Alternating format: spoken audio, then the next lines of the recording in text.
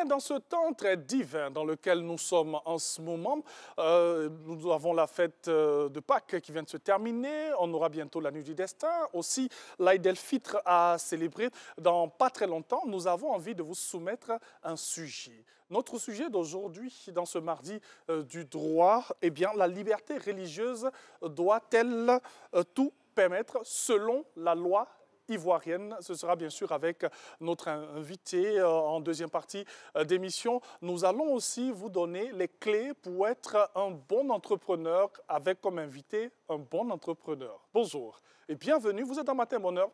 Nous sommes mardi aujourd'hui, très heureux d'être avec vous.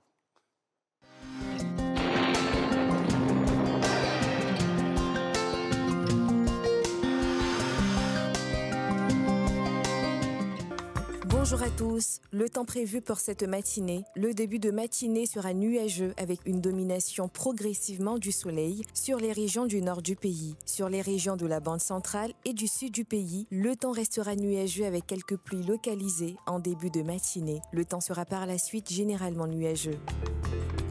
Les températures prévues pour cette matinée, on aura 24 degrés à Abangourou, 25 degrés à Abidjan et Adiaké, 24 degrés à Bandoukou, 25 degrés pour Boaké, Bouna et Bundiali, 24 degrés à Daloa, 25 degrés pour Dimbokro et Gagnoua, 24 degrés à Guiglo, 25 degrés à Kong, 26 degrés à Korogo, 23 degrés à Man, 25 degrés seront observés dans les régions de Odiéné et de San Pedro, 24 degrés à Sassandra, 25 degrés à Séguéla, 24 degrés à Soubré, 25 degrés pour Tabou, 24 degrés à Tiasalé, 25 degrés à Touba et 26 degrés à Yamoussoukro.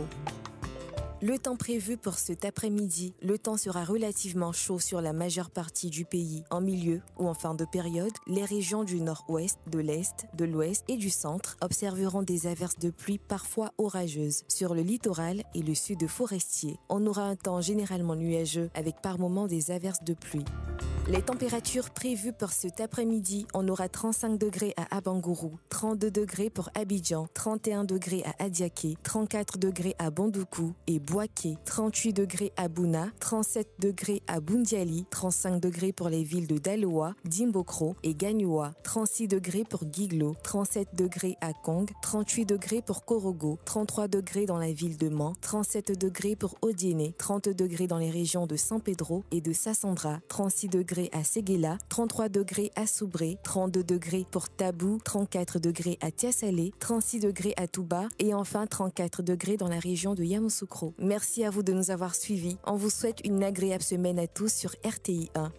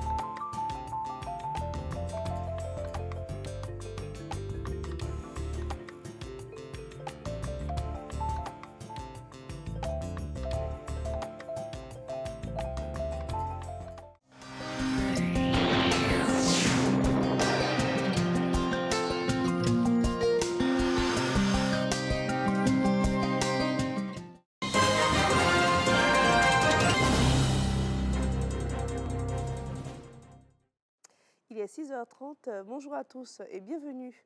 Aujourd'hui, 2 avril 2024, c'est la journée mondiale de la sensibilisation à l'autisme.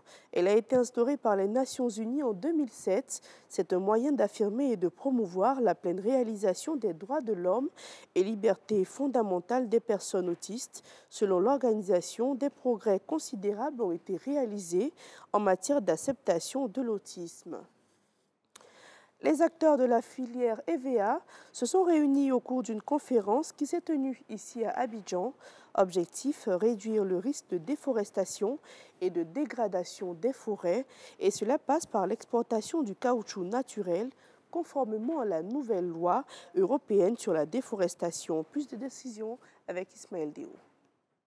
Si l'agriculture extensive s'est bien développée en Côte d'Ivoire, elle a néanmoins contribuer à faire baisser son couvert forestier. L'Union européenne a adopté un règlement visant à réduire les risques de déforestation liés à l'activité agricole.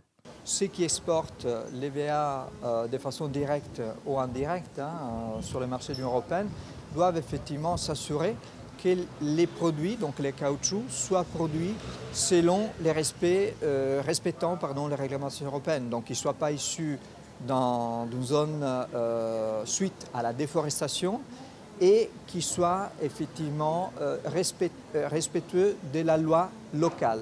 Donc il y a un principe de légalité et un principe aussi de traçabilité par rapport à la question de la déforestation. Zéro déforestation.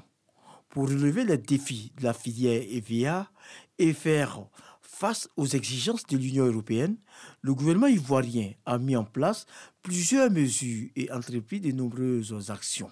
Il faut savoir que parmi les opérateurs économiques, les agro-industries ivoiriennes qui opèrent dans la filière EVA, il y en a au moins 5 qui ont géoréférencé l'ensemble des plantations et qui sont en mesure de tracer le caoutchouc. La filière EVA sera prête pour exporter en Europe un caoutchouc conforme à la nouvelle réglementation européenne EUDR. Nous sommes un acteur de la reforestation et non de la déforestation. En 2022, la Côte d'Ivoire a exporté vers l'Union européenne 402 273 tonnes de caoutchouc naturel, qui représente 30% du volume total des exportations.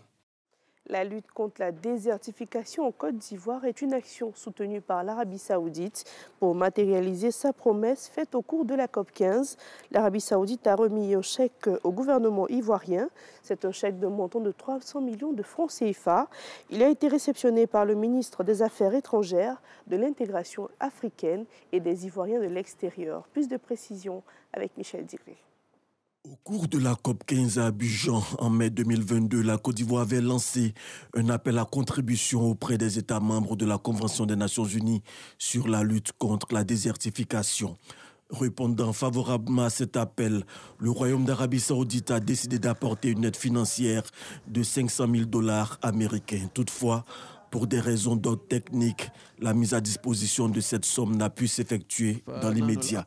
Ces choses faites à présent, le chèque de 300 millions de francs CFA est remis symboliquement au ministre des Affaires étrangères, Léon Kakou-Adom. Ce don, monsieur l'ambassadeur, permettra sans nul doute de renforcer les efforts de toutes les parties prenantes dans la lutte contre la désertification.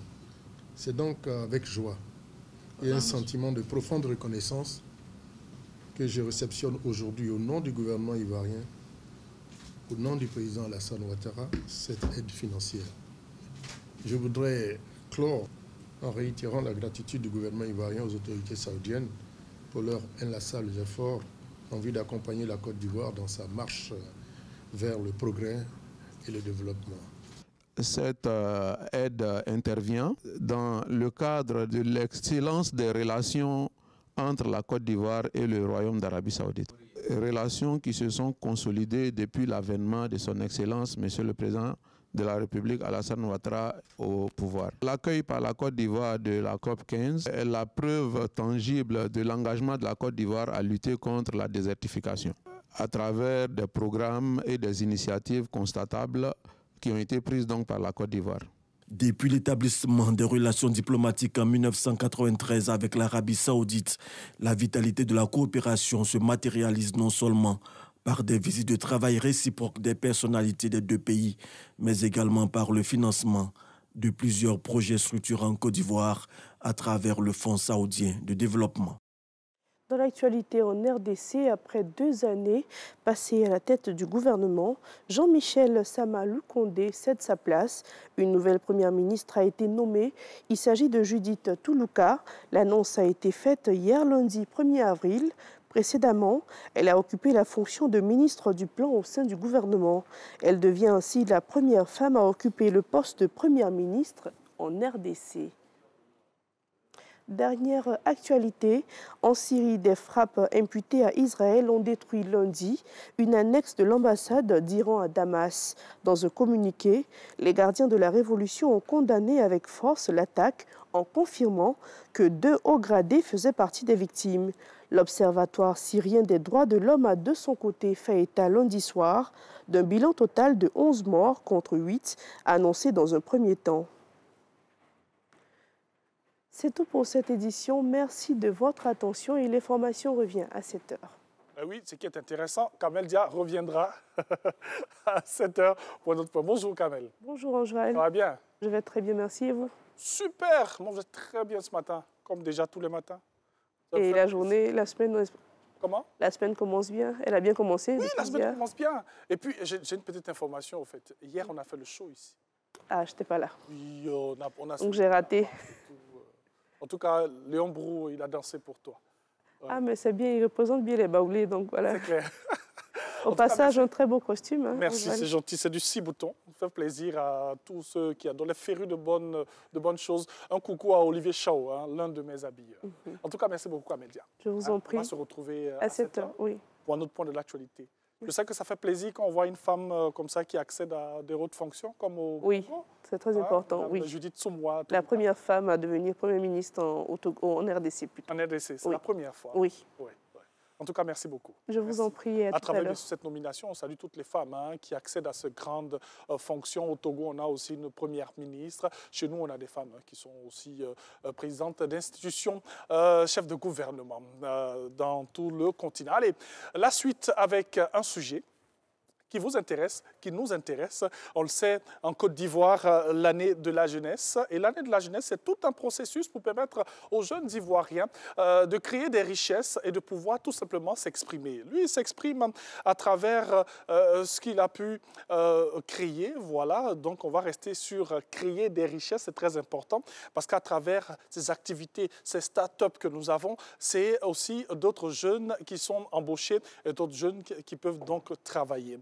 C'est un entrepreneur, il va nous donner les clés pour être un bon entrepreneur. Il fait partie de ces jeunes qui ont pu être à l'honneur cette année 2024 en qualité de meilleur jeune entrepreneur. Et c'est un plaisir ici de l'avoir pour avoir ce petit secret pour être un bon entrepreneur. Nous recevons Monsieur Ivan Ngoran. Voilà, s'il vous plaît, venez. Venez chez vous, hein. C'est votre maison ici. Bonjour, vous allez bien? Vous vous installez là, juste au milieu. Et ensemble, on va discuter un peu. Okay. Vous allez bien? Oui, très bien. Je peux tenir ça? Oui. Voilà, je vais mettre ça comme ça devant. Voilà. C'est important. Merci. Ce sont des choses qu'on expose à la maison. Quand le visiteur arrive, dès qu'il dit bonjour, il voit ça, on sait qu'on est chez quelqu'un. Vous allez bien ce matin? Très bien, très bien. Ça va? C'est bien. Alors, après la Pâques, c'est bon. Hein? Comment? Après la Pâques, c'est bon. Après la Pâques, on reprend très bien. Voilà. On reprend, mais on va stopper parce que Ramadan qui arrive. Il faut qu'on aille manger quelque part. Alors, on va parler d'un bon entrepreneur. Hein? Oui. Les clés pour être un bon entrepreneur. Oui. Vous êtes entrepreneur. On va spécifier dans le BTP plus particulièrement. Oui. Oui. On va, en quelques minutes, inspirer un peu tous ces jeunes qui nous regardent en ce moment pour avoir tous ces rudiments et tous ces ingrédients. Est-ce que, déjà, on peut nous définir c'est quoi un entrepreneur? De manière basique. Bon, de manière basique, avoir un projet, développer le projet pour faire des chiffres. Oui. Voilà. De façon basique, oui. Mais il y a beaucoup de difficultés. Beaucoup de difficultés. Chaque jour, du sujet, hein? Chaque jour, il y a des défis à relever et on est confronté au quotidien à des problèmes. Voilà. L'équipe de travail, les marchés qu'on doit obtenir avec... Les ressources financières pour le marché de la... Voilà. Ici en Côte d'Ivoire, les difficultés qu'on reçoit directement, c'est l'accompagnement, le financement. Oui. On a du mal à avoir des marchés. Il faut toujours avoir peut-être une relation là pour pouvoir peut-être te passer un marché. Bien sûr. Très difficile. Bien sûr. Mais bon. En tout cas, Dieu merci. L'État de Côte d'Ivoire, à travers le ministère de la Jeunesse, vraiment avec l'emploi jeune et tout, essaie de mettre les petits plats dans les grands pour permettre à tous ces jeunes-là de pouvoir s'exprimer. Est-ce qu'il y a des critères pour être entrepreneur? Non, je ne dirais pas non. Je dirais non, il n'y a pas de critères. Il faut avoir la passion. De la passion. Il faut être déterminé. Ouais.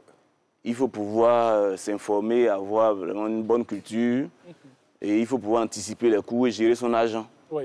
Voilà. Avec ces petites clés-là, on peut faire quelque chose de bon en entrepreneuriat. Bien sûr. Je tiens juste à signaler que vous faites partie de ces jeunes qui excellent depuis l'année 2023-2024. Vous avez reçu même un prix qui vous fait meilleur jeune entrepreneur industrie. Vous êtes spécialement dans le domaine du BTP. On va rester dans votre domaine et savoir plus ou moins, vous, comment est-ce que vous commencez, sans pourtant faire des publicités. Oui, d'accord.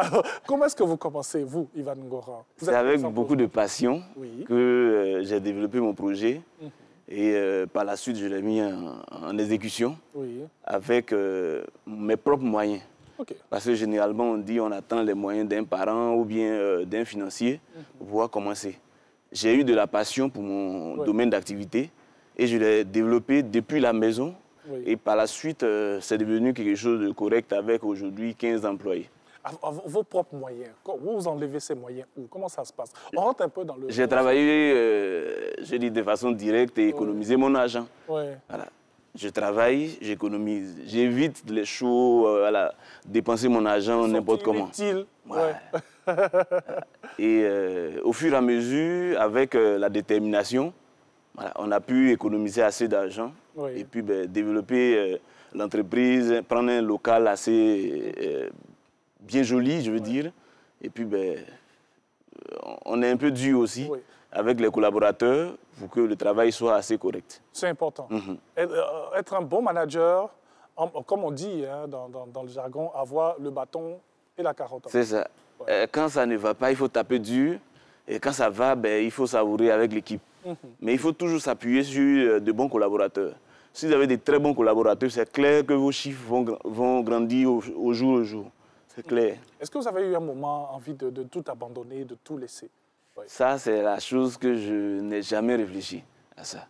J'ai toujours eu pour objectif ou bien pour ambition de faire des chiffres, être comme des grands entrepreneurs qu'on connaît. Bien sûr.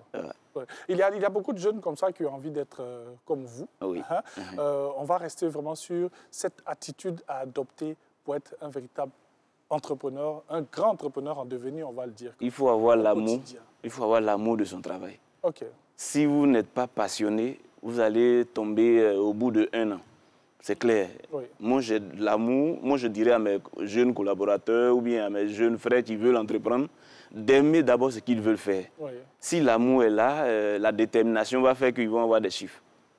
Vous êtes dans le BTP, il y en a qui sont dans l'informatique, dans le digital, il y en a qui sont dans la vente de friperies.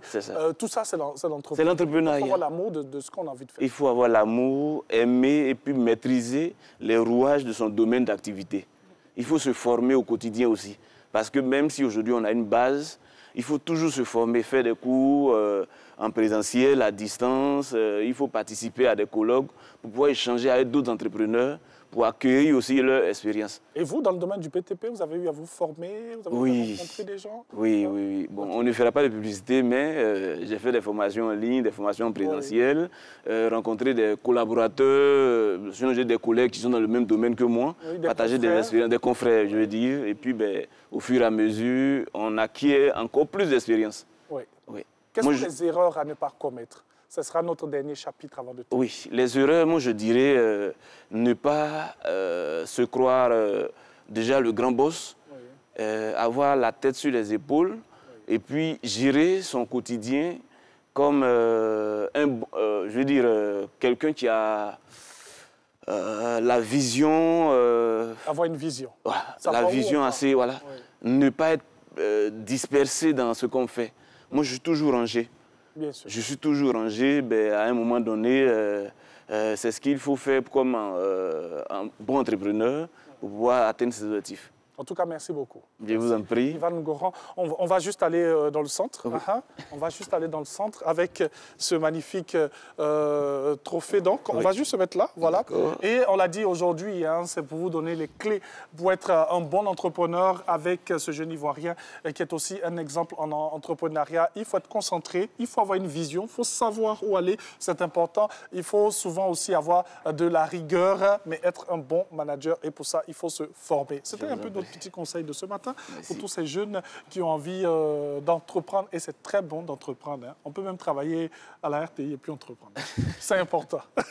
Pourvu qu'il n'y ait pas de concurrence. Ah non, non, non, pas du tout, pas du tout. Ah. Faut pas le faire. Alors, dans quelques instants, on aura l'actualité avec Renaud qui va s'installer pour la revue de presse. Ça sera l'intégrale en compagnie de son invité, un invité que vous connaissez super bien, M. Didier Assoumou. Et nous, on va se retrouver dans pas trop longtemps pour poursuivre cette émission. On rappelle qu'on va parler, bien sûr, de religion. Ce sera en seconde partie d'émission. À tout de suite.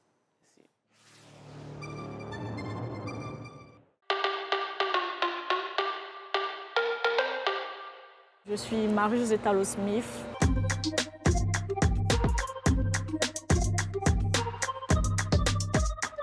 RTI, toujours proche de nos athlètes. Déjà, elle a dit merci, merci pour ce qu'ils font pour la nation, pour leur engouement derrière le sport.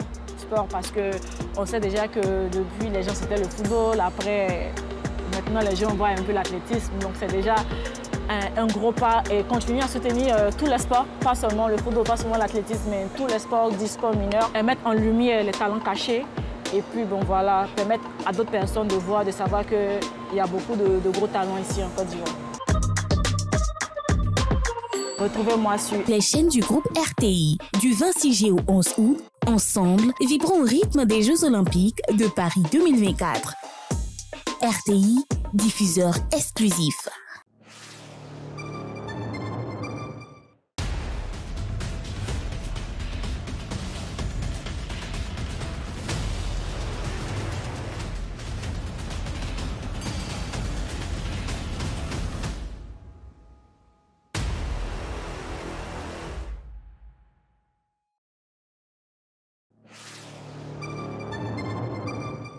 Madame, Monsieur, bonsoir. Une semaine d'actualité à décrypter. Le politicien, c'est comme un commerçant qui met son produit sur le marché et puis maintenant, les gens viennent pour choisir le produit qui leur convient. Et il va poser des produits avariés sur le marché. Ça, c'est le message qu'il nous donne. Je suis dans le jeu politique. Il faut que les hommes politiques cessent de faire de cette réconciliation un fonds de commerce. Je ne pense pas que les questions religieuses soient au-dessus des questions de droit. J'ai dit que le transvasement, c'est un acte criminel. Finalement, tout le monde est focus sur l'échéance de 2025. C'est important qu'on discipline le discours politique. Exactement. Retrouvez le Club de la Presse, votre magazine d'actualité, tous les dimanches à 18h45 sur RTI 1, avec Kolo Koulibaly et ses débatteurs.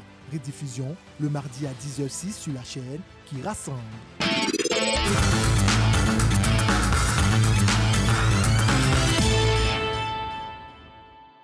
Bonjour à tous et merci de nous retrouver pour l'intégrale de la revue de presse. Aujourd'hui, nous sommes en compagnie de Didier Assoumou. Bonjour Didier. Bonjour Renaud, bonjour à toutes et à tous. Didier Assoumou qui est maintenant à Fraternité Matin où il est le rédacteur en chef. On complète Multimédia. Multimédia, c'est bien cela. J'avais peur de me tromper. Allez, avec vous Didier, aujourd'hui, 4 titres à traiter. On démarre avec Soir Info qui parle de la visite que le président italien, Sergio Mattarella, va effectuer en Côte d'Ivoire à compter de ce mardi. Effectivement, Renaud, le président italien est attendu aujourd'hui même à Abidjan, autour de 17h30. Oui. Il sera accueilli donc, à sa descente d'avion par le chef de l'État ivoirien. C'est sur la page méta donc, de la présidence de la République que cette annonce a été faite. Et donc, les analystes se sont déjà prononcés sur cette visite qui, selon eux, s'inscrit justement dans le cadre de renforcement de la coopération entre la Côte d'Ivoire et l'Italie. Cette coopération qui, justement, a connu un boom avec la découverte de ces deux derniers gisements en Côte d'Ivoire, Baleine et Kalao. Et justement, c'est pour ces analystes-là, dans ce cadre, que le président italien, justement, séjourne à Abidjan pour 72 heures, Renaud, il faut le préciser. 72 heures au cours desquelles la coopération entre la Côte d'Ivoire et l'Italie, coopération qui sera revisitée avec en prime, justement, vous l'avez dit, la découverte du nouveau gisement Kalao qui est le plus important. Effectivement, et parlant donc justement de ce gisement, il faut dire que c'est plus de 1 milliard de barils de pétrole qui sont annoncés avec 1500 emplois directs et 7000 emplois indirects. C'est justement ce boom donc, au niveau économique qui sera actée avec cette présence du président italien. Il faut dire, hein, Renaud, que la coopération entre les deux pays date de 1961, après l'indépendance de la Côte d'Ivoire. Effectivement, où le premier ambassadeur italien a été accrédité justement en Côte d'Ivoire. Et puis en 2012 et en 2022, le président ivoirien Alassane Ouattara s'est rendu justement en Italie où il a échangé avec le président Mattarella. Et il faut également noter qu'avant justement la visite du président italien, le ministre des Affaires étrangères de l'Italie a séjourné en mars dernier à Abidjan, certainement pour préparer justement la venue du président italien, attendu, il faut le rappeler, ce mardi autour de 17 h à Abidjan. Oui, président italien qui va passer 72 heures en terre ivoirienne. Didier, autre titre auquel on s'intéresse, c'est bien, la Côte d'Ivoire va ouvrir sa première centrale photovoltaïque opérationnelle demain à Boundiali. Effectivement, Renaud, une centrale photovoltaïque, c'est justement une centrale qui permet de produire de l'électricité énergétique grâce à la lumière du soleil. C'est une grande première. Bon, soleil qu'on a à profusion qui nous brûle actuellement. Absolument. La chaleur en ce moment donc, est de mise. Mais justement, ce soleil-là va être utilisé à bon escient justement à travers ce centre qui sera donc ouvert officiellement donc, dans quelques heures du côté de Boundiali. Et cette ouverture s'enchaîne avec le projet d'élargissement de cette centrale. La construction de cette centrale, justement, s'inscrit dans les efforts de la Côte d'Ivoire à proposer donc, aux Ivoiriens de l'énergie mixte, comprenant justement 45% d'énergie renouvelable d'ici 2030. Voilà donc l'objectif du gouvernement à travers cette réalisation. La phase 1 a une capacité de 30 mégas et d'un coût de 42 millions d'euros, tandis que la phase 2 donc, est estimée à 35 millions d'euros. En tout cas, les autorités ivoiriennes et la coopération allemande qui pilote justement ce projet seront à Boundiali pour inaugurer et donner justement le coup d'envoi de la deuxième phase de ce projet qui va révolutionner justement l'énergie en Côte d'Ivoire. Et ce sera en présence du Premier ministre Robert Begré-Mambé. Et puis cette centrale qui va permettre, comme vous l'avez dit tantôt, d'électrifier de nombreux ménages dans la partie nord de la Côte d'Ivoire. Et puis il faut souligner également que des emplois justement vont être générés à travers donc l'ouverture de cette centrale du côté de Boundiali dans l'extrême nord de la Côte d'Ivoire. En tout cas, gros impact de cette infrastructure énergétique pour notre pays. Et puis Didier, on part au Sénégal où le président, le nouveau, le 5e en tout cas président du Sénégal sera investi ce mardi.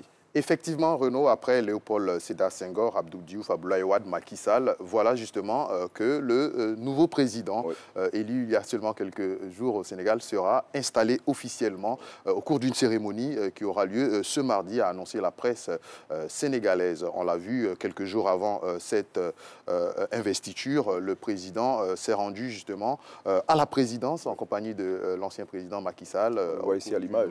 Justement, et ces deux personnalités ont démontrer encore une fois que la démocratie sénégalaise est de mise en ce moment. Et justement, plusieurs chefs d'État sont attendus pour cette investiture et également des autorités du Niger, du Mali et du Burkina Faso qui sont également annoncés pour cette investiture. Et le président sénégalais l'avait dit, ce serait l'une de ses priorités, justement, ramener ces pays de l'AES au sein de la CEDEAO. En tout cas, c'est tout ce qu'on espère. Et puis, il faut noter que le vice-président ivoirien Temoko Meliette Koné sera également de la partie. Et puis on referme, Didier, cette intégrale de la revue de presse avec Wilfried Zaha qui a échangé avec Faye Emers, le coach de la sélection ivoirienne. En tout cas, on n'a pas encore trouvé celui qui a mis de l'huile sur le riz de Zaha, mais ça n'a pas empêché justement MS Faye et Guy Demel d'aller à sa rencontre.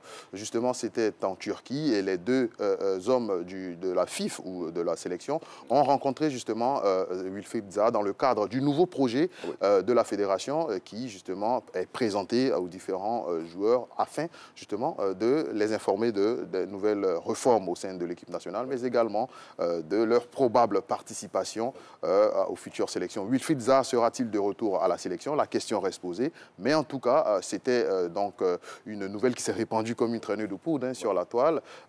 Justement, cette rencontre entre Wilfried Zaha et MS Faye. En tout cas, dans l'un mis dans l'autre, les Ivoiriens attendent beaucoup de cette rencontre et surtout surtout du retour de Zaha au sein de la sélection nationale. Bon, en tout cas, retour qui n'est pas encore acté, mais bon, le coach l'a dit, hein, tous les joueurs sont intéressés par le nouveau projet. Il espère que tous y mettront du sien. Didier, merci infiniment d'être venu partager ces lignes de l'actualité avec nous. On vous laisse en compagnie de Thierry Angeval pour la suite de Matin Bonheur.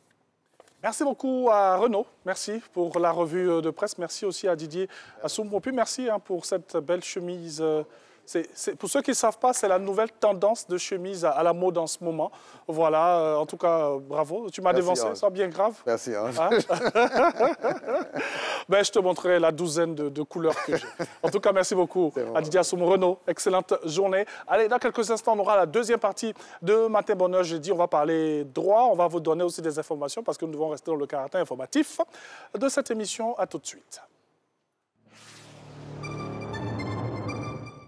Awané 2024 démarre bientôt.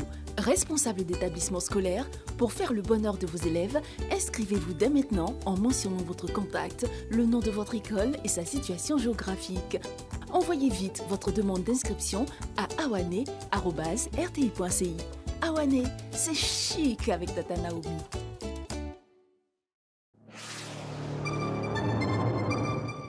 Action de gouvernement, projets et réalisations. Nous sommes sur le chantier du 4e pont. La Côte d'Ivoire en marche, saison 6. Aujourd'hui, l'aventure continue. C'est une incursion, un zoom dans les 14 districts autonomes de la Côte d'Ivoire et les 31 régions du pays.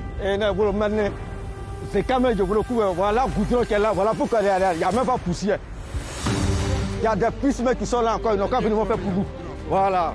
C'est lui qui a fait là, il n'a qu'à moi-même je suis d'accord avec lui, mais il n'a qu'à venir encore même pour compléter le reste là. Ministre-gouverneur des districts autonomes. Ministère, c'est votre lucarne pour rendre visibles les chantiers du gouvernement. Des chantiers sont ouverts partout dans le pays. La Côte d'Ivoire en marche, l'État investit, la population bénéficie. La Côte d'Ivoire en marche, ensemble pour un pays émergent. Présentation Delphine Blas, réalisation Cissé Image. Merci de votre fidélité et à très bientôt.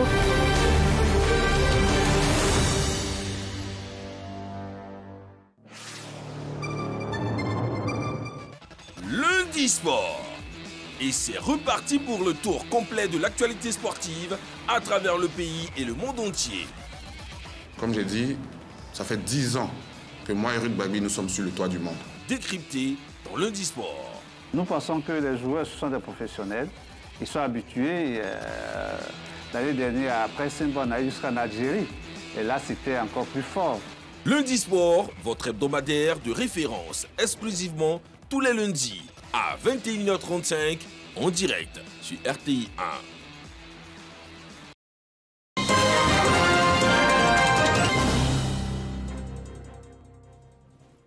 Bonjour à tous et bienvenue pour ce deuxième point de l'actualité. Hier lundi, le monde entier célébrait la fête de Pâques. Lors de cette fête, les œufs de Pâques ne manquent pas. Pourquoi cet intérêt particulier en cette période? C'est ce que nous allons découvrir dans ce reportage de Souleymane Donisongou. Des œufs remplis de chocolat fondu fait à base d'un mélange de sucre, de chocolat en poudre et de beurre de cacao. Les motifs représentent des prières et des vœux. Ces œufs sont souvent peints en rouge avec une décoction de prune ou en violet avec un colorant naturel. Marjorie Genda Joseph accompagne sa fille pour en prendre dans une pâtisserie. Je suis là pour venir prendre des œufs de Pâques pour ma fille qui a demandé ses œufs depuis longtemps au chocolat parce qu'elle les a vus la dernière fois. Je pense que c'est une tradition un peu de la fête de Pâques. Je ne sais pas vraiment l'histoire derrière, mais voilà, on est là. Satisfaite, sa fille Sophia Kadjo ne manque pas d'afficher son intérêt pour les œufs de Pâques. C'est très bon et c'est trop doux, c'est juste trop doux. L'on ne se limite plus aux œufs en chocolat, mais aussi aux statuettes des poules, des cloches ou des lapins qui sont réalisés en chocolat fondu et fourrés au chocolat. Généralement, quand on parle d'œufs de Pâques, ce sont des œufs en chocolat. Vraiment, c'est un vrai délice. Et il y a plusieurs entreprises qui confectionnent les œufs de Pâques. Quand tu dis Pâques, tu vois généralement les œufs. Ces œufs de Pâques sont cependant peu connus par certains. Moi, je ne connais pas trop sur les œufs de Pâques, mais j'ai déjà entendu sur eux que c'est bon, c'est très doux. J'en ai entendu, mais c'est pas trop mon truc parce que là, je pense que c'est pour les chrétiens et moi, je suis du coup musulman. Donc, J'entends parler, mais franchement, l'origine et autres, je ne vais pas chercher à savoir parce que là, je ne suis pas chrétien. L'histoire des œufs de Pâques remonte à la préhistoire, ce dernier étant dès lors un symbole de fécondité et de renouveau. La coutume d'offrir des œufs décorés, teints ou travaillés existait bien avant l'ère chrétienne. Mais c'est très probablement de l'interdiction faite par l'Église jusqu'au XVIIe siècle de consommer des œufs pendant le carême qu'est née la tradition des œufs de Pâques. Comme on ne pouvait empêcher les poules de pondre, on conservait précieusement ces œufs jusqu'à la fête de Pâques, à partir de laquelle il fallait écouler les stocks. La cérémonie de lancement de la 25e édition des Week-ends des Ebonies s'est tenue à la Maison de la Presse dans la commune du Plateau. Une cérémonie qui a été animée par Jean-Claude Koulibaly, le président de l'Union nationale des journalistes de Côte d'Ivoire. Cette édition se tiendra dans la ville de Yamoussoukro les 26, 27 et 28 avril 2024. Regardons. Reporté pour diverses raisons, le Week-end des Ebonies aura lieu du 26 au 28 avril 2024 à Yamoussoukro, la capitale politique ivoirienne. Jean-Claude Koulibaly, président de l'Union nationale des journalistes de Côte d'Ivoire, UNJCI, sonne la mobilisation des journalistes pour la réussite de l'événement visant à récompenser l'excellence dans le milieu de la presse et des médias. La CAN s'est déroulée dans la période du mois de janvier jusqu'au mois de février. Et ensuite, après la CAN, il y a ce qu'on appelle les moments de pénitence de nos amis chrétiens, catholiques et musulmans. Faire Ebony en cette période, c'est vraiment exclure une bonne partie de nos consoeurs et confrères. Dit que Ebony, c'est la fête des journalistes. Nous invitons tous les journalistes membres de l'UNJCI à être à Yamoussoukro pour participer à la fête des Ebony. Face à la presse, le président de l'UNJCI a donné les grandes articulations relatives à cette célébration. Le thème choisi cette année, journalistes face au défi de l'intelligence artificielle. Nous invitons les uns et les autres de venir à Yamoussoukro pour participer à ce panel de haut vol, pour nous permettre vraiment de dégager des pistes de solutions. Parce que la prochaine menace pour notre corporation, c'est bel et bien l'intelligence artificielle. Le Week-end des Ebonies, qui a sa 25e édition, c'est aussi des expositions, des activités sportives et touristiques, avec pour parrain le Premier ministre Robert Begré-Mambé, qui succédera donc à Raphaël Tano, lauréat du Super Prix Ebony 2022. Le rendez-vous est donc pris au soir du 27 avril prochain à Yamoussoukro.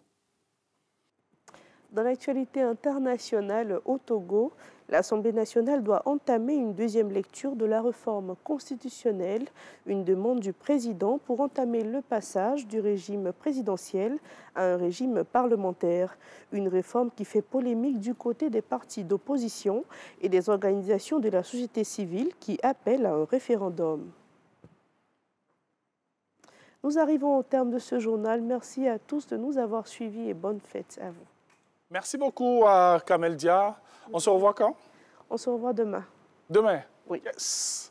Donc demain, on sera encore là et tout. Je n'ai pas reçu mon œuf de Pâques. J'espère que demain, on va aussi danser. Demain, on va? Aussi danser. Danser? Oui, tout ça, c'est la fête de Pâques. Ah bon? Ben oui. Moi je n'ai pas de... Nous sommes toujours dans la semaine de Pâques. On a un visiteur. Voilà, Léon Bou a dansé, il faut que moi aussi je danse. Oui, mais regarde, on a un visiteur. Je m'assois ici. Une visite inopinée. Non, je pas. Bon. Il a fait comme la tante là. Bon, dans notre maison sans invitation. Moi, je ne comprends pas. Je comprends pas. Il a fait comme toi. Jean-Noël Strack l'a fait entrer. Ok. Je m'arrête. Tu peux t'asseoir là au milieu. Oh, il va m'arrêter ici. Mais allez-y. Ok, Kamel, merci. Va te reposer. Merci, Tata Kamel. Oui, Kamel va te reposer. Eddie, mesdames et messieurs, le président est parti là-bas. Oui. C'est ce qu'elle a fait. Le président est parti là-bas. Où ça? C'est ce qu'elle a dit? Oui, elle a montré et puis, bon, je ne sais plus. Papito, bonjour. Bonjour, un cheval. Depuis qu'on a commencé cette émission, on est concentré. Aujourd'hui, c'est mardi, on doit parler... Mais moi, je suis concentrée. Je suis en carême. J'ai toujours dit c'est Angeval. Angeval. En quoi? Ah non, ok, c'est bon. Ange là, il va où? Ça va bien. On n'a pas dit que Ange il est au ciel. Mais il est là. Ange cheval. Tu nous rends visite ce matin, qu'est-ce qu'il y a? Je suis venu te dire que je m'avais à Paris pour la 4e fois. Oh là là! Ah, pour la 4e fois. C'est bien de préciser. C'est la RTI. OK. RTI et puis l'ambassade de la Côte d'Ivoire à Paris, là-bas. OK, en France. Et puis, Tout Win Communication. OK. On nous envoie à Paris pour la 4e édition de Bonjour Paris. Est-ce qu'on peut savoir, il y aura qui? On va à Paris, mais on ne va pas arriver en France. C'est pas on dit aussi. En France et puis Paris, là, c'est beaucoup d'argent. C'est beaucoup d'argent. OK. Donc, vous allez à Paris. On va à Paris, mais on ne va pas en France. Ce sera quand? Le 27 avril. 27 avril. À la maison de la mutualité. OK. Tu connais là-bas? Ben oui, bien sûr. T'es faux! Là, tu connais Fakobli. Tu connais pas là-bas. Je connais Fakobli, je connais Tabli, je connais Keïbaï. Là, c'est pas bon dans l'oreille. Fakobli, Tabli, tout ça. Quand tu finis net, ton portable est gâté. Donc, on s'en va à Paris. OK. Le 27. Le 27. Et puis, nous, on va voyager en bonne compagnie. OK. Avec Corsair. Avec Corsair. Ah, c'est un triage. Magnifique compagnie. Maintenant, ceux qui vont là, il y a moi, il y a Papitou, il y a Galawal, il y a Wallace, le seul blanc qui s'en va parmi ses camarades blancs là-bas. Oui. Il y a Fils Unique, lui qui part comme le président Gbagbo là. Oui. Et puis il y a Dépépian. Dépépian, là, non, c'est le pasteur menteur là. Oui, c'est Et puis il y a Joël. OK. Et tout ça, c'est moi qui dit la vérité. OK. Donc c'est le 27. Oui, le 27. La maison de la mutualité. Oui. À Paris, à quelle heure? À 20h, mais 18h en Côte d'Ivoire, 20h là-bas. OK. Est-ce qu'on a le droit d'entrer Et puis, c'est moi qui ai dit. Ah, OK. On dit ça en héros, tu dis des choses. OK, je pense qu'on aura le temps de publier. Hein, dans tous les cas, les spots passent. Donc, j'invite tous les Africains qui sont là-bas. Là. Que tu sois Congolais, Camerounais, Tchadien, bon, Tchad, là, c'est pas ceux qui vont souvent là-bas. Les Sénégalais, et puis les Togolais, les Béninois, là. Surtout les Guinéens, ils sont belles là-bas. Donc, venez, parce que c'est l'Afrique qui gagne. Et puis, tu sais ce qu'on va faire? On va faire quoi? On va aller monter l'ambiance qu'on a eue sur les stades pendant la Coupe d'Afrique, là. OK. Et ils n'ont pas eu l'argent pour venir, donc on se voit là-bas. Pour mettre ça. Et puis, on veut comme invité, il est là invité Zahar. Là, il va nous dire qu'il a mis une sur son riz. Franchement, on veut cette réponse-là. Hein, ça tarde un peu. En tout cas, merci beaucoup, Papitou. Merci, tonton Cheval. Merci, Papitou. On peut applaudir Papitou, s'il vous plaît. S'il vous plaît. On peut la... Merci. Merci, Papitou. Merci. Au revoir. Au revoir. Au revoir, hein? Oui, au revoir. Oui, on doit poursuivre l'émission, pardon. Hein? Au revoir, Papitou. Voilà, juste l'information qui est passée le 27 avril à la maison de la mutualité à partir de 20h. C'est Bonjour Paris pour cette belle émission qui existe depuis plusieurs années, qui permet comme ça à nos humoristes de montrer leur talent, mais surtout c'est une production de la RTI qui révèle aussi de magnifiques talents, oui, des talents que nous avons chez nous en Côte d'Ivoire. Alors, nous allons poursuivre cette émission, on va maintenant parler droit avec notre invité. La liberté religieuse doit tout permettre, on verra bien hein, de ce qu'elle nous dira, bien sûr, Sandrine Adon, la juriste qui nous accompagne, bien sûr, dans cette émission. À tout de suite. Awane 2024 démarre bientôt. Responsable d'établissement scolaire, pour faire le bonheur de vos élèves, inscrivez-vous dès maintenant en mentionnant votre contact, le nom de votre école et sa situation géographique. Envoyez vite votre demande d'inscription à awane@rti.ci. Awane, c'est chic avec Tata Naomi.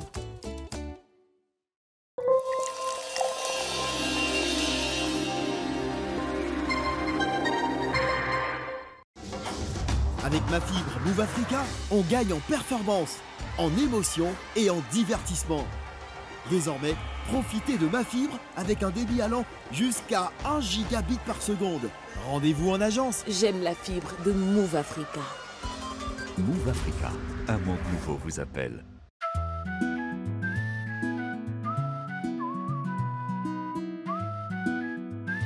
Accueillez, partagez, recevez. Invitez la générosité à votre table. Beau Ramadan avec Princesse Tati. Princesse Tati, le grand sucre des petits bonheurs.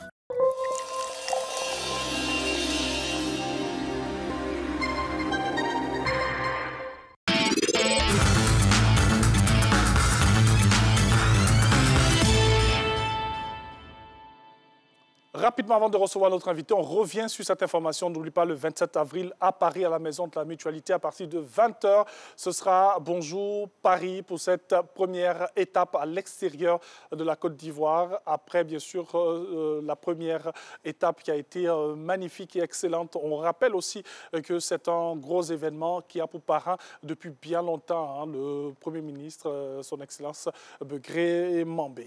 Voilà, l'information est passée. On salue Bamba himself. Allez, nous recevons maintenant Sandrine Adon. Elle est juriste. Avec elle, on va parler de la liberté religieuse. Doit-elle tout permettre? Et on n'oublie pas que ce que nous disons ici, c'est selon le droit ivoirien. Sandrine Adon, voilà. J'ai bien fait de préciser ça. Hein? Selon le droit ivoirien. Bien sûr. Ce n'est pas selon Thierry Angeval ou selon Sandrine Adon. Ça va bien? Ça va. Sandrine Adon, mon côté fétiche, c'est ce côté. D'accord. Elle va permettre que, voilà, allons-y. Parce que mon féticheur dit le côté droit, c'est le meilleur pour moi. Okay. Ça va bien? Ça va très bien. Bonne fête de Pâques? Merci. On a bien célébré la Pâques? Oui, super bien. On a bien mangé? Très bien. OK. On s'est bien amusé, on a bien dansé. Nous, on a fait le show ici hier. Hein? Ah oui, j'ai revu. Regarde, matin, bonhomme, même quand elle n'est pas invitée. Oh là là, c'est intéressant ça. Alors, la liberté religieuse doit-elle tout permettre? C'est important de parler de ce sujet. Bien sûr. Parce que souvent, on fait... Beaucoup d'amalgames. Beaucoup d'amalgames. On extrapole un peu. Qu'est-ce que la liberté religieuse? Ou qu'est-ce qu'on doit comprendre par liberté religieuse? Alors, quand on parle de liberté religieuse, c'est d'avoir un droit fondamental. Donc, ça implique la liberté de croyance, la liberté de culte, la liberté de conscience.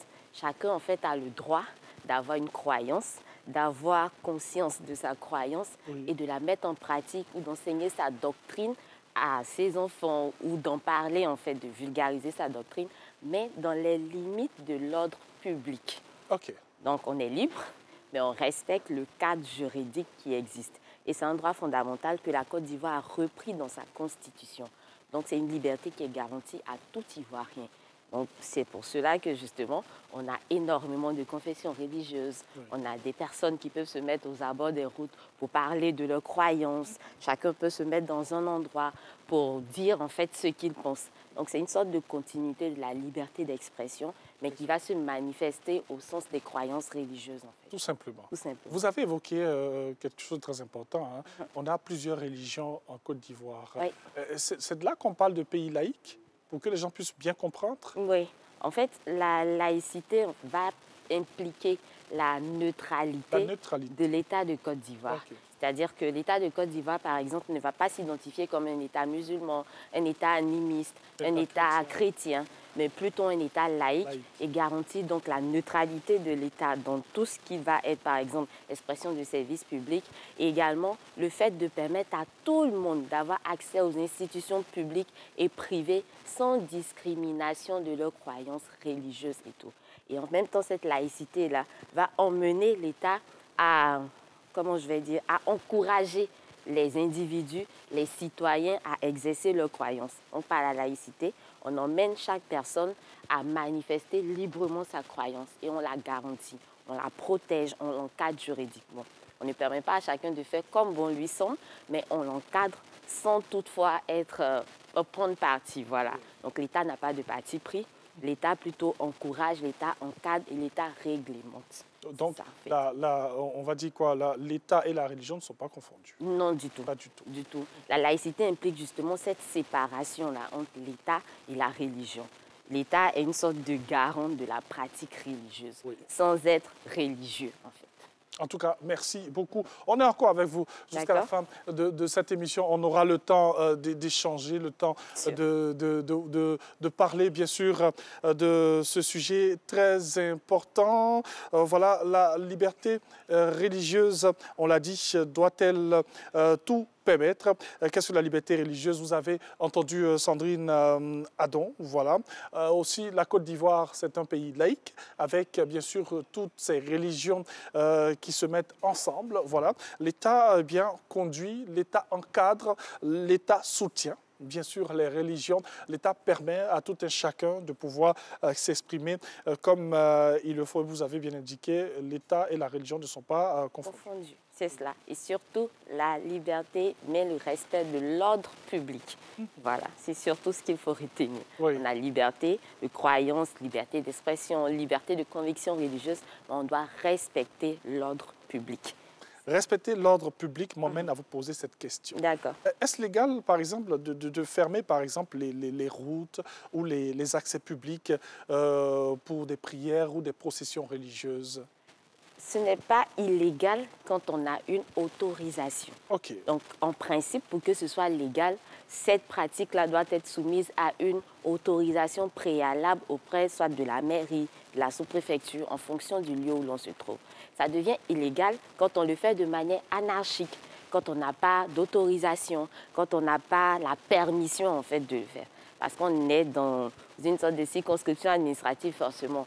Donc, on est soumis à une autorité juridique, à une autorité municipale, à une autorité gouvernementale. Donc, on doit obtenir, en fait, l'accord de cette autorité-là avant de pouvoir manifester en griffe. Mais c'est vrai qu'en pratique, chez nous, en Côte d'Ivoire, on a assez de liberté, on va dire. Ce n'est pas toujours qu'on obtient des autorisations. Je pense que le gouvernement agit parfois, ferme un peu les yeux sur certaines pratiques, peut-être pour permettre une certaine tolérance. Mais il faudrait que les religieux essaient quand même de se mettre, toutes tendances confondues, parce que tout le monde le fait, se mettre dans le canevas des règles pour pouvoir justement garantir la bonne pratique religieuse, pour ne pas qu'il y ait de confusion, pour ne pas qu'il y ait de conflit. Est-ce qu'un voisin peut, par exemple, se plaindre du fait que Sandrine en fait trop de bruit chez elle? Bien sûr. Okay. Bien sûr, c'est tout à fait normal. Il y a même un décret, en fait, qui permet de réprimer les nuisances sonores. Les nuisances sonores. Voilà, les nuisances sonores. Donc, le voisin qui se plaint, il a tout à fait raison si, bien sûr, son voisin a un comportement excessif et qui produit des bruits vraiment à des heures pas normal, mais qui le fait en plus de manière continuelle. Donc, même s'il ne s'agit pas forcément d'un lieu de culte dans le voisinage, et même que le voisin a des comportements assez bruyants, il a le droit de porter plainte. Il y a même une brigade spéciale qui existe, mais on peut également porter plainte, et c'est puni pénalement. C'est une contravention. Et comme vous avez parlé, bien sûr, de tolérance, bien sûr. Souvent on tolère... selon le seuil du raisonnable, en fait. Souvent on tolère parce qu'on se dit, bon, c'est mon voisin, c'est Dieu, on parle de Dieu, donc on va essayer d'aller tout doucement. En seconde partie de nos échanges, chers téléspectateurs, nous avons ce que nous aimons vous donner aussi. Ce sont des cas pratiques qui nous plongent dans votre quotidien, dans notre quotidien, et qui nous permettent bien sûr de toucher les problèmes du doigt. On est prêt? Bien sûr. Les cas pratiques? Ça me va. C'est un professeur qui parle, donc comprenez. Hein? Elle est tout le temps prête. Alors, on va commencer avec ce cas pratique. D'accord. Mariam est musulmane et voilée. Lors de son entretien d'embauche, elle est refoulée à la porte car l'employeur ne veut pas, selon lui, d'une femme de ce genre. Il prétend d'ailleurs que c'est son entreprise et il est libre de le faire. Agit-il à bon droit? Non. Ou pas? Non.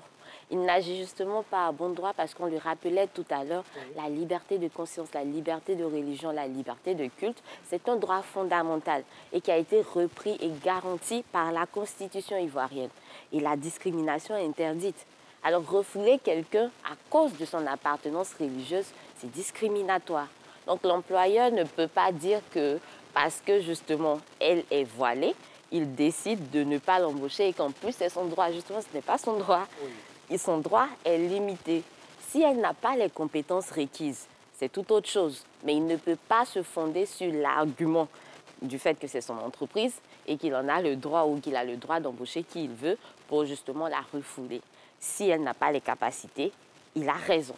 Mais si c'est seulement sur cette apparence qu'il se fonde, elle peut partir sur le domaine des droits humains pour poursuivre l'employeur, justement, parce qu'il y a une discrimination. Et même la discrimination en Côte d'Ivoire est interdite, et c'est même une infraction.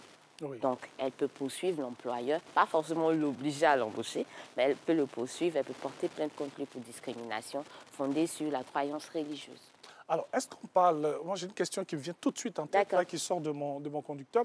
Est-ce qu'on parle de discrimination lorsqu'on a ces entreprises qui se disent « Moi, je suis une entreprise de telle ou de telle religion, je ne reçois pas une personne qui n'est pas de ma religion parce que mon entreprise est basée sur telle ou telle religion ». Alors là, on peut comprendre. Okay. C'est-à-dire qu'il y a un fonctionnement interne au niveau de l'entreprise. Justement. Donc si l'entreprise a un cadre, un conducteur, que quelqu'un qui ne pratique pas cette religion intègre, est-ce que la personne va pouvoir suivre, on va dire, le mode de fonctionnement de l'entreprise ou se sentir à l'aise? Donc finalement, c'est une protection qu'on lui accorde et c'est leur liberté. C'est une institution religieuse qui devient privée. Donc cette institution, pas une institution religieuse au sens d'église ou de mosquée, non. Mais l'entreprise a un mode de fonctionnement qui répond à un règlement intérieur. Dans ce cadre-là, la personne qui est d'une autre religion, qui vient, si elle pense être à mesure de pouvoir respecter ses préceptes religieux, tant que ça ne contrevient pas à ses propres croyances, pourquoi pas? Mais si elle accepte d'intégrer l'entreprise, ou on finit par lui permettre d'intégrer cette entreprise et qu'elle refuse par la suite d'accomplir certains actes qui, selon elle, vont à l'encontre de sa croyance, il y aura un problème. Elle sera, bon, condamnée ou accusée de fautes lourdes et puis renvoyée finalement. Donc, on a le droit de dire, d'ouvrir ou de prévoir, surtout au niveau privé, de prévoir un canevas. Par exemple, on a notre entreprise qui est fondée sur un système de croyance et notre liberté de croyance nous le permet en fait. C'est différent du cas de l'autre qu'on refoule simplement parce que justement son apparence religieuse ne Donc là, pas. On ne parlera pas de discrimination, on parlera de protection. Protection, en fait. On passe peut-être à la mise à l'écart. Exactement. Oui. Parce que justement, on est inscrit déjà dans un canevas bien précis. C'est un peu comme un chrétien qui va vouloir aller dans une mosquée et vouloir qu'on lui applique les règles de l'église pendant qu'il est dans la mosquée. Il y a quelque chose qui ne va pas. Voilà. C'est du véritable dichotomie. Exactement. Allez, deuxième cas. Edith vit dans un immeuble. Elle a un nouveau voisin. Je parlais des voisins tout à l'heure. Bien sûr. Un voisin qui est ouin, selon lui, depuis peu. Sa maison est devenue un lieu de prière dans lequel il organise des séances de prière tous les jours de minuit à l'aube. Oui. Il a même un groupe musical qui l'accompagne avec l'arsenal qu'il faut voilà, pour faire le show. Ce bruit a fini par causer des céphalées à Edith qui ne dort plus. Edith veut savoir quoi faire pour retrouver sa quiétude. Alors, déjà, le voisin, il est très méchant. Ça, il faut le dire. Mais minuit à l'aube. C'est quand même, il faut le faire. Il faut le faire, vraiment. Le voisin est en tort, on va le dire comme ça. Edith a le droit, justement, tout à l'heure, on parlait de la brigade qui est spécialisée dans ce cadre-là, de poursuivre ou de porter plainte contre son voisin au niveau pénal pour que, justement, on fasse cesser cette action-là. Parce qu'en cas de récidive, c'est-à-dire que chaque fois qu'on lui colle une amende, qu'il reprend et qu'il y a récidive, c'est-à-dire qu'il reprend, on peut se permettre de saisir tous ces éléments-là, tout ce qui permet de faire ce bruit-là pour ne pas que justement il répète, il recommence. Donc tout son arsenal, le groupe musical et tout ce qu'il faut peut faire l'objet de saisie de la part des autorités compétentes. Mais au-delà du côté pénal, elle a subi des préjudices. Donc elle peut porter plainte au civil aussi pour dommages-intérêts. Parce que la loi prévoit que tout fait quelconque qui pose à autrui un dommage oblige celui par la faute duquel il est arrivé à le réparer. Donc, quand on finit de porter la plainte, il est condamné au pénal, puisque le pénal, c'est pour la répression étatique. Au niveau civil, elle peut obtenir réparation parce que là, elle peut prouver facilement qu'il y a eu dommage et qu'elle a subi un préjudice. La musique sans cesse répétitive, les prières intempestives à des heures vraiment incongrues. Et puis ensuite, les céphalées qui en découlent pour elle. Donc, il y a un lien de causalité entre le fait qui a été posé par le voisin et le préjudice qu'elle a subi. Et finalement, elle saisit le tribunal pour que justement il lui reverse des dommages-intérêts parce que justement elle a subi un préjudice. Donc, elle a le droit aussi bien au niveau pénal qu'au niveau civil pour obtenir réparation. Merci beaucoup. Un autre cas à vous proposer. Adama a inscrit son enfant dans un établissement appartenant à une confession religieuse autre que la sienne. Chaque vendredi, la prière y est obligatoire. Adama veut alors faire annuler cette pratique car, selon lui, la loi interdit la pratique religieuse dans les écoles. A-t-il raison? Alors, Adamo ne prend pas, on va dire, le problème sous le bon angle. Oui. L'État ivoirien est laïque, on est d'accord. Mais il y a des écoles, des établissements qui proviennent de confessions religieuses, donc ils sont affiliés à certaines confessions religieuses. À leur niveau, elles sont libres, disons, ces établissements, ces écoles-là sont libres de leurs pratiques religieuses parce que justement, on est affilié à une confession religieuse. Comme tout à l'heure, vous avez évoqué la question de l'entreprise fondée sur une pratique religieuse. Et donc, ils expriment, en fait, cet établissement-là, c'est le prolongement de leurs croyances. Donc, ils ont leur règlement intérieur au niveau de cet établissement-là. Quand on va y inscrire son enfant, on nous donne les règles de fonctionnement. Et quand on finit d'inscrire son enfant, on est tenu de respecter ces règles. On ne va pas s'inscrire pour finalement venir demander à cette école-là, qui exprime librement sa croyance religieuse, de venir changer ses règles pour nous. Ce n'est pas un établissement public. Alors au sein des établissements publics, la laïcité continue. C'est-à-dire qu'on peut prendre un établissement public et on ne peut pas avoir un établissement public au sein duquel on va demander aux personnes de chaque jour venir faire telle prière ou telle prière parce que justement c'est la continuité de la laïcité de l'État. Alors qu'un établissement qui provient d'une certaine confession religieuse, c'est la continuité de cette croyance-là qu'on vient retraduire dans cet enseignement-là. Donc l'enseignement scolaire est accompagné de l'enseignement religieux. Donc c'est un tout. Soit on le prend, on ne le prend pas.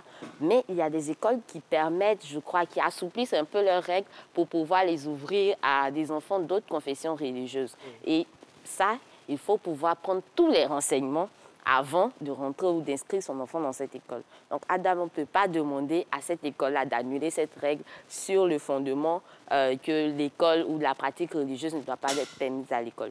La pratique religieuse ne doit pas être permise dans les écoles publiques. Dans les établissements attachés directement à des confessions religieuses, c'est différent. Bien sûr. En tout cas, merci beaucoup, Sandrine Adon. On va aller dans le centre. D'accord. Voilà. Comme d'habitude, bien sûr, pour terminer ensemble cette émission. Alors, Sandrine, il faut le dire, hein, qu'est-ce qu'on retient après tout ce qu'on a pu dire depuis près de 20 minutes maintenant?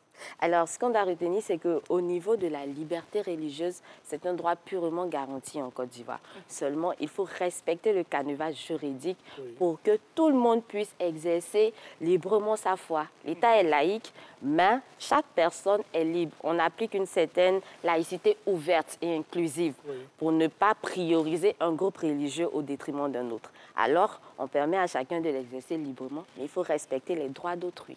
Merci beaucoup. À travers ce qu'on est en train de dire, on salue toutes les confessions religieuses de la Côte d'Ivoire. Voilà. On a fini avec la Pâque. D'accord. Actuellement, on attend la nuit du destin. Bien sûr. On a l'Aïd el-Fitr bientôt. On va aller manger. On va aller se faire plaisir. On va accompagner, bien sûr, la communauté musulmane aussi dans les prières, après celle chrétienne. Voilà, je dis merci à la famille Diarasouba, à Kassoum et à Nata, qui, hier, j'ai bien mangé. Merci. La rupture, c'était bien. En tout cas, merci beaucoup, Sandrine Adon. Ça a été un plaisir. Merci à toutes les personnes qui ont préparé cette émission. Demain, on va se retrouver encore dans Matin Bonheur. Passez un excellent moment sur la chaîne qui rassemble, la chaîne qui ouvre les portes de la Côte d'Ivoire. Portez-vous bien.